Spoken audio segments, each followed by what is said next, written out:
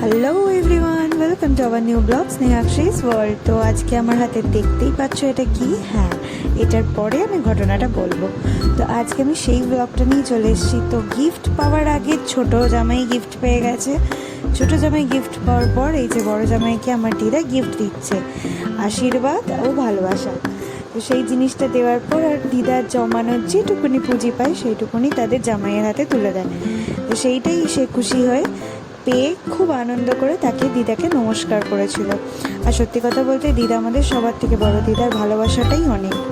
সেখান থেকে আমরা এবার বাড়ি ফিরে যাচ্ছিলাম, কিন্তু বাড়ি ফিরে যাওয়ার পথে দেখো এই যে ডিজে চলছে, ভাসান চলছে, আর এই মারাত্মক জ্যাম। এইটাই আমার বিরক্ত লাগে যে আমাদের এখানে জ্যামের শেষ নেই। তারপর আমি চলে এসেছি, রাত্রি 12টা বেজে গেছে। এইটা দেখে বুঝতেই পারছো কি আমার বরবাবুজির বার্থডে।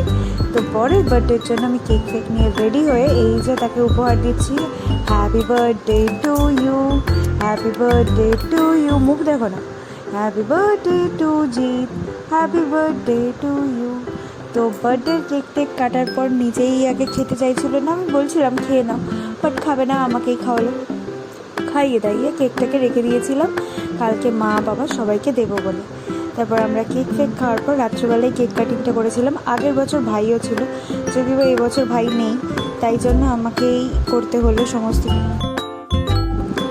তো তারপর আমরা এই যে মা সকাল থেকে সারা রান্না বান্না করেছিল, এখানে বোন চলে এসেছিলো, বোনের ইনভিটেশন ছিল, মানে আমাদের বাড়িতে নিমন্ত্রণ ছিল। আর এই যে আমার বরবাবুজিকে খেতে দিয়েছি। সমস্ত রকম পদ আমার মাই করেছে, আমি কিছুই করিনি, শুধু আলুর দমটা বাদে। তাও মা সব কিছু সকাল থেকে উঠে করেছিল। সত্যি কথা বলতে মায়ের রান্নাটা বেস্ট হয়েছিল, খুব ভালো।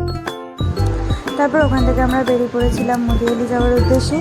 আর দিদিদেরকে কেক দিতে, আমার মা বাবাদের কেক দিতে রেখেছিলাম এখান থেকে কেক। সত্যি কথা বলতে আমি আবারও বলছি, আমাদের এখানে টেস্ট অ্যান্ড বাইটটা খুবই ভালো।